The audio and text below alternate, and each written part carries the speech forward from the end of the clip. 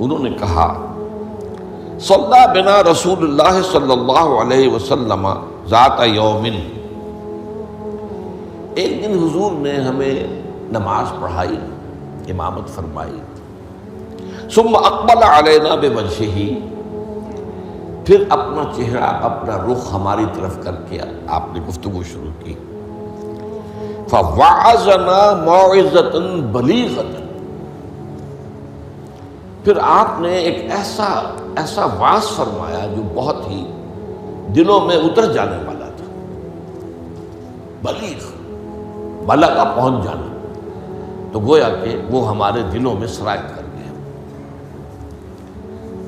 ذرفت منہ العیون، اس کی تاثیر اس درجے ہوئی کہ ہماری آنکھوں میں آنسو ابل آئے، بہہ پڑی ہماری آنکھیں۔ ووجلت منہ القلوب، اور ہمارے دل جو ہیں دہل گئے، لرز گئے۔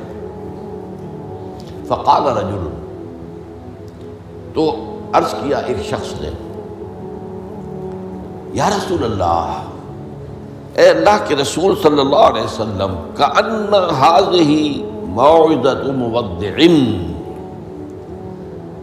یہ تو ایسا محسوس ہو رہا ہے کہ آپ کا یہ وعظ وداع کرنے والے کا وعظ ہے، یعنی کہ گویا کہ آپ اب ہم سے رخصت ہونے والے ہیں۔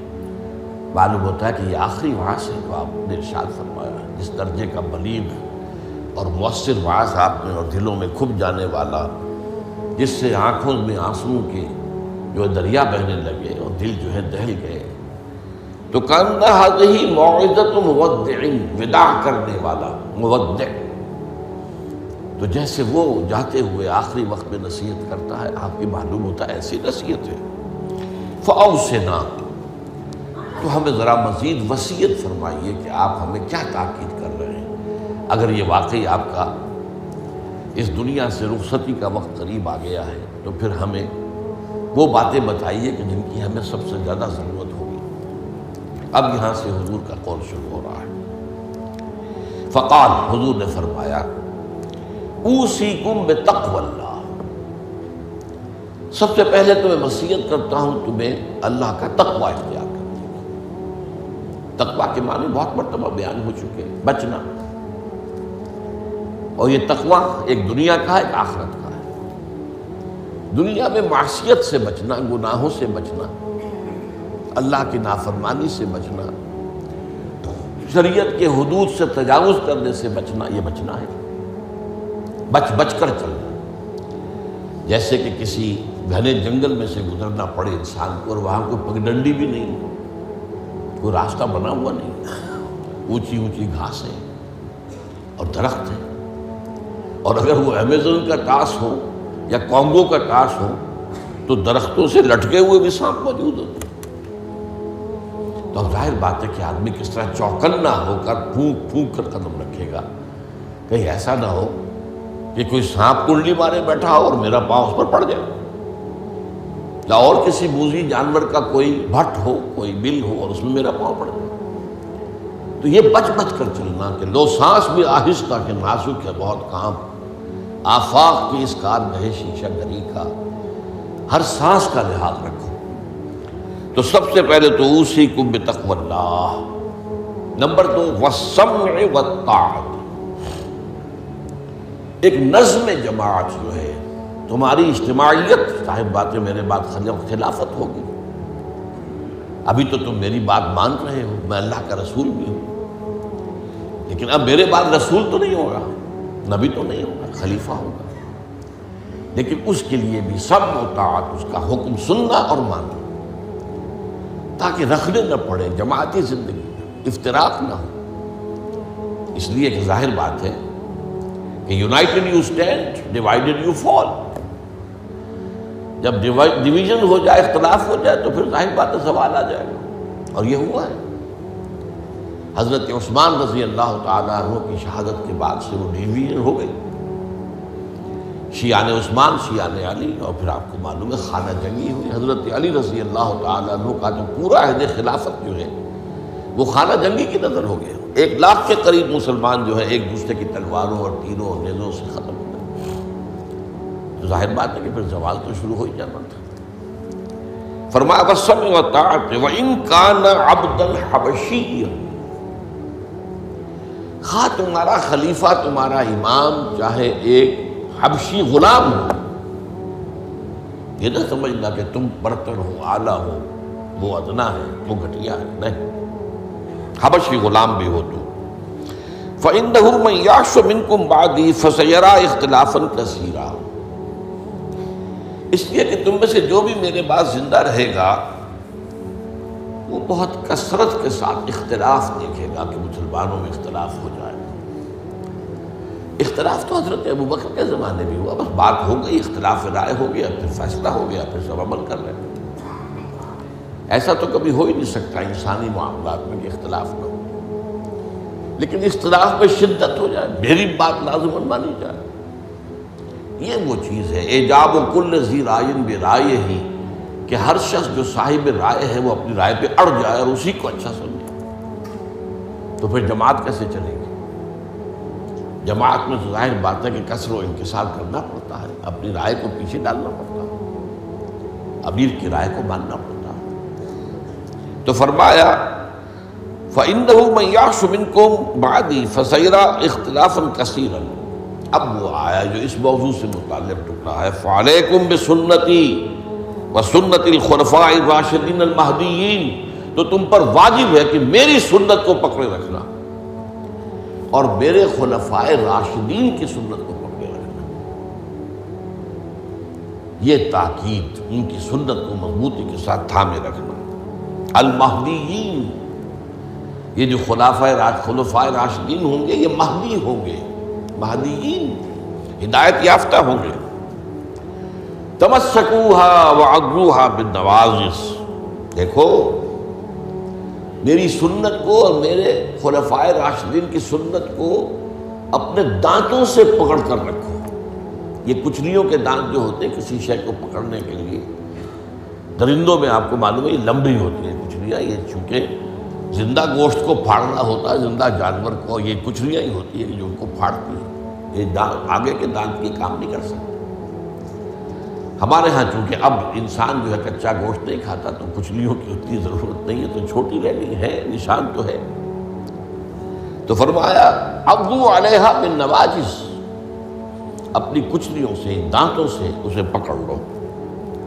وَإِيَّاكُمْ وَالْمُحْدَثَاتِ الْأُمُورِ، اور دیکھو ہرگز نئے پیدا ہونے والے معاملات کی پیروی نہ کرنا، یہ بدعت ہے۔ میں پچھلی مرتبہ بیان کر چکا ہوں، بدعت اور محدثہ، بدعہ محدثہ یہ ہم معنی الفاظ ہیں۔ وَإِيَّاكُمْ وَالْمُحْدَثَاتِ الْأُمُورِ فَإِنَّ كُلَّ مُحْدَثَةٍ بِدْعَةٌ وَكُلَّ بِدْعَةٍ ضَلَالَةٌ، اس لیے کہ ہر نئی پیدا شدہ چیز بدعت ہے اور ہر بدعت گمراہی ہے۔ میں نے اس اعتبار سے آپ کو یاد ہوگا کہ بدعت کے جو اسباب پیدا ہیں وہ بھی کل پچھلی مرتبہ بیان کیے تھے۔ بدعت کا ایک سبب یہ ہوتا ہے کہ جب دین کا ہماگیر تصور سامنے نہیں رہتا، دین کے ہماگیر تصور میں عبادات بھی ہیں، معاملات بھی ہیں، اور معاملات کی اہمیت زیادہ ہے، معاملات کی کوتاہی کو اللہ معاف نہیں کرے گا، عبادات کی کوتاہی کو اللہ معاف کر دے گا، وہ تو اللہ کے لیے ہے نا، تو اللہ تعالیٰ تو بہت معاف فرمانے والا ہے۔ یہ انسانوں کا حق اللہ کیسے معاف کرے گا؟ آپ نے کسی کا حق مارا ہے تو اس کا حساب کتاب تو ہو کر رہے گا، یا تو آپ کے کچھ برے اعمال، اس کے کچھ برے اعمال گناہ آپ کے حساب میں آئیں گے، اور یا آپ کی کچھ نیکیاں ہوں گی تو وہ دے دی جائے گی اس کو جس کا کہ حق آپ نے مارا، وہ گیو اینڈ ٹیک وہاں ہوگا، کریڈٹ ڈسکریڈٹ جو ہے وہ ہوگا، کریڈٹ اور ڈیبٹ وہ ہو کر رہے گی۔ اب تیسری چیز اور ہے، عبادات، معاملات، اور سب سے اوپر اللہ کے دین کو غالب کرنے کی جد و جہد۔ یہ ہم نے حضرت معاذ کی حدیث میں پڑھا ہے، وَضَرْبَتِ السَّلَامُ مِنْ الْجِہَادُ فِي سَبِيلِ اللَّهِ۔ اسلام ایک درخت کے مانند ہم نے دیکھا، وہاں حضور نے مثال دی، اس کی جڑ ہے وہ تو ہے شہادت اللہ الہ الا اللہ وان محمد رسول اللہ۔ ایک تنا ہے اقام الصلاۃ و ایتاء الزکوٰۃ اور ضرورت السلام منہ، اور آپ کو معلوم ہے کہ اصل جو درخت سے مطلوب ہوتا ہے وہ تو اوپر ہوتا ہے. ٹھیک ہے بعض درختوں کی لکڑیاں بھی کام میں آ جاتی ہیں، جلا کے بھی لیتے ہیں یا وہ اس سے فرنیچر بن جاتا ہے، لیکن اصل جو ہے پودا لگایا ہے تو پھول کے لیے، پودا لگا درخت لگایا تو آم کے لیے. وہ کہاں ہوتا ہے؟ وہ تو جڑ میں تو نہیں لگتا، وہ تنے پر نہیں لگتے، وہ تو اوپر. تو وہ جو چوٹی ہے وہ جہاد فی سبیل اللہ ہے. اب کچھ لوگوں کی زندگی سے یہ جہاد خارج، انہیں تصور ہی نہیں کہ یہ بھی کوئی فرض ہے. باطل کے نظام کے تحت آرام سے رہ رہے، پاؤں پھیلا کر سوتے ہیں، اپنا پروفیشن، اپنا کاروبار، اپنا دھندا. انہیں اس سے غرض ہی نہیں کہ ہو کیا رہا ہے ماحول میں، اللہ کے دین کو کیسے اس کی دھجیاں بکھیری جا رہی ہیں، شریعت کو کیسے پامال کیا جا رہا ہے، دین میں کیسی تبدیلیاں کی جا رہی ہیں، انہیں فکر ہے. تو ادھر سکڑ کر آ گئے. اور کچھ لوگ وہ ہیں جو معاملات کو بھی چھوڑ بیٹھے. کاروبار میں تو سود کیا کرے، لینا ہی ہے، دینا ہی ہے. بینک سے روپیہ لیے بغیر کاروبار کیسے بڑھائیں؟ کارخانہ تو لگانا ہی ہے، تو بینک سے تو قرض لینا ہی ہے. چھوٹے مکان میں کیسے رہوں؟ بڑی حویلی تو بنانی ہی ہے، وہاں سے جو ہے بینک سے قرضہ لینا ہی ہے. یا اسی طریقے سے اور کا معاملات کے اندر جو ہے وعدہ خلافی ہو رہی ہے، جھوٹ ہے وغیرہ وغیرہ، دھوکہ ہے. اب وہ دین سکڑا، ایک حصہ اقامت دین کی جد و جہد خارج از بحث، معاملات اس کے اندر بھی کمی. تو اب سارا جو گاڑھا پن ہے وہ عبادات میں آ گیا. میں نے مثال دی تھی آپ کو کہ ایک تشنا ہوتا ہے نا، اس میں پانی بھرا ہوا ہے، 1 انچ اونچا ہے، 2 انچ اونچا ہے. اسی کو آپ کسی جار میں ڈال دیجئے وہ 1 فٹ اونچا ہو جائے گا. تو جب آپ نے یہ بیس اس کا تنگ کر دیا، نہ اقامت دین کی جد و جہد رہی اور نہ معاملات کی پیروی رہی، تو سارا زور اب عبادات. ہر سال عمرہ فرما رہے ہیں، کمائی حرام کی ہے. کچھ لوگ ہیں بڑے فخر سے کہتے ہیں ہر سال حج کو جاتا ہوں اور میرا مصلی مقرر ہے پہلی صف کے اندر. وہاں شرطوں کو رشوت دیتے ہیں اور وہ ان کے مصلی محفوظ رکھتے ہیں. سمجھتے بڑی نیکی کا کام کر. حالانکہ دیکھیے میں خاص طور پر آپ کو بتا دوں، حضور صلی اللہ علیہ وسلم نے جو عمرہ قضا تھا صلح حدیبیہ کے بعد ہوا، اس کے بعد کوئی عمرہ نہیں کیا. سن 8 ہجری میں مکہ فتح ہو گیا، اس کے بعد تو آپ بادشاہ تھے، اب کون روکنے والا تھا؟ کوئی عمرہ نہیں کیا. وہ ساری جد و جہد دین کو غالب کرنے کے لیے ہو رہی ہے. آپ کا سارا وقت اس میں لگا ہوا ہے. پھر حج نہیں کیا.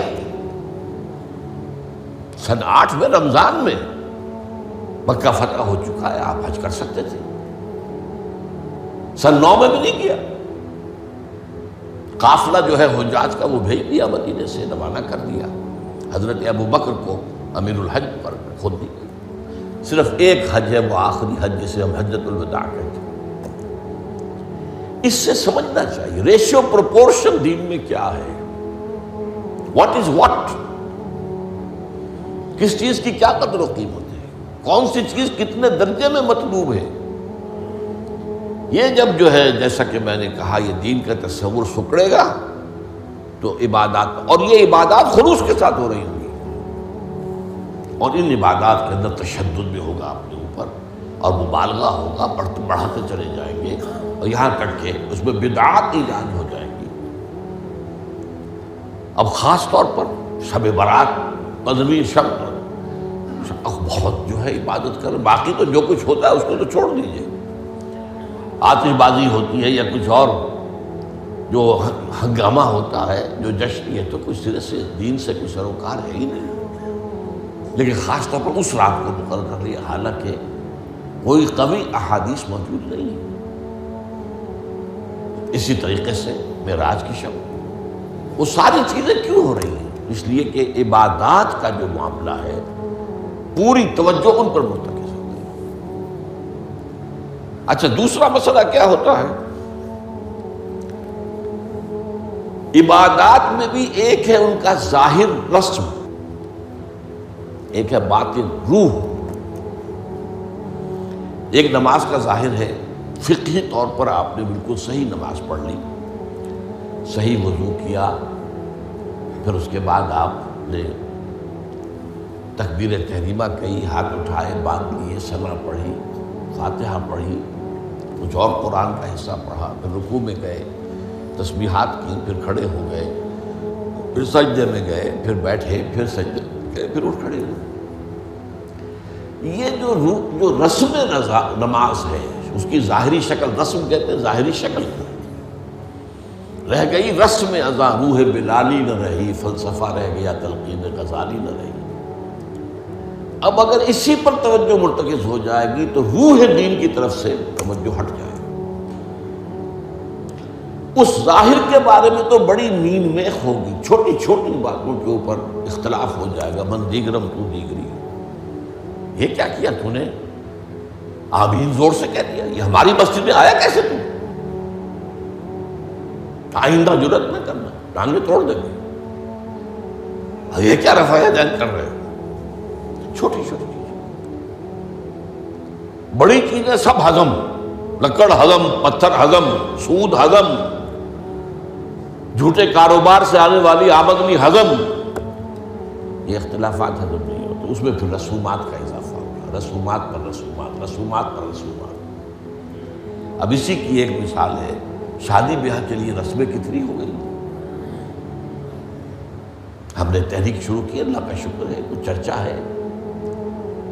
بھائی نکاح مسجد میں کرو، لڑکی والوں کے ہاں کوئی دعوت طعام اس کا ثبوت نہیں ہے۔ دعوت طعام ایک ہے، اور وہ دعوت ولیمہ ہے لڑکے کی طرف سے، اس کا گھر آباد ہوا ہے، وہ اپنی خوشی منائے، سیلیبریٹ کرے اپنے دوستوں، یہ ثابت ہے، اس کی تاکید ہے۔ باب الولیمہ حدیث کی کتابوں کے اندر پورا باب ہے، باقی اور کوئی نہیں۔ اب یہ ہمارے ہاں بارات چڑھ رہی ہے اور پہلے سرا بن رہا ہے، اور پھر وہاں کچھ پیسے پیش کیے جا رہے ہیں، پھر وہ بارات گئی ہے جتھا بن کر، اور وہ لڑکی والوں کے ہاں جو ہے وہاں نکاح ہوا ہے، اور وہاں پھر وہ جو کھانے کھائے جا رہے ہیں ان میں جو آپ کو معلوم ہے اسراف ہو رہا ہے، جو کھانا جو ہے برباد ہو رہا ہے جس طریقے سے کھاتے ہیں، یہ ساری چیزیں۔ اور پھر کتنی دعوتیں ہوتی ہیں، مہندی کی دعوت ہو رہی ہے، مہندی کی رسم ہو رہی ہے، ابھی تو تاریخ لینے جا رہے ہیں لڑکی والوں کے ہاں، وہ دعوت ہو رہی ہے، جشن ہو رہا ہے۔ پر ہوتا کہاں ہے یہ؟ جن لوگوں کی حرام کی کمائی جو ہے، جن کے پاس انبار اس کے ہیں، وہ اپنی دولت کے اظہار کے لیے یہ سارے کام کرتے ہیں، اور اس کا نام تبذیر ہے قرآن مجید کی اصطلاح میں، تبذیر۔ ان المبذرین کانوا اخوان الشیاطین، یہ جو پیسے لٹانے والے ہیں اپنے نام و نمود کے لیے، شہرت کے لیے، دکھاوے کے لیے، یہ شیطانوں کے بھائی ہیں۔ نتیجہ کیا نکلتا ہے؟ آپ کے پاس تو دولت کے انبار تھے، آپ نے کیا، ایک غریب آدمی کی مصیبت ہو گئی، وہ کیا کرے؟ میری بیٹی کیا کہے گی؟ میری شادی پر میرا باپ یہ بھی نہیں کر سکتا۔ وہ کھاتے پورے کرتے ہیں جس طرح بھی ہو، کچھ بھی، کہیں حرام سے کمائیں، کہیں چوری کریں، کہیں ڈاکہ ڈالیں، کہیں رشوتیں لیں، جس کے ہاں چند بیٹیاں ہو جائیں اس کی نیندیں حرام ہو جاتی ہیں۔ جبکہ اسلام کا اصول یہ ہے، شادی میں لڑکی والوں کا ایک پیسہ بھی خرچ نہیں ہونا چاہیے۔ مہر لڑکا دے گا، محفل نکاح میں چھوارے لائے یا کچھ اور لائے، ٹافیاں لائے، کچھ آئے، منہ میٹھا کرانے کے لیے لڑکا لائے گا، ولیمہ لڑکا کرے گا، لڑکی والوں کو تو خرچ ہی نہیں، نہ جہیز کا کوئی تصور اسلام میں۔ لیکن ہمارے یہاں سارا معاملہ الٹا ہے۔ تو یہ ہے اصل میں جو اسباب ہوتے ہیں۔ اس میں میں نے ایک چیز آپ کو اور بتائی تھی، جہاں کوئی بدعت آئے گی وہاں سے کوئی سنت غائب ہو جائے گی۔